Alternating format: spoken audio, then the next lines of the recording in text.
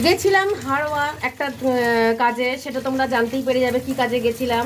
ওখান থেকে হাড়োয়া আড়তে গেছি। এই দেখো বড় বড় সব চিংড়িগুলো, ঠিক আছে, আড়ত থেকে এনেছি। 1 কিলোর কমে তো দেবে না। এখানে চিংড়িগুলো রয়েছে, এখানে বড় বড় তেলাপিয়াটা তোল, দেখি দেখা আছে। হ্যাঁ এই দেখো কত বড় বড় তেলাপিয়া, ওটা তোল, আরেকটা তোল দেখি। হ্যাঁ তেলাপিয়া তো নয় অ্যাকচুয়ালি, এগুলো লাইলন টিকা, পুরো জ্যান্ত ছিল মাছগুলো।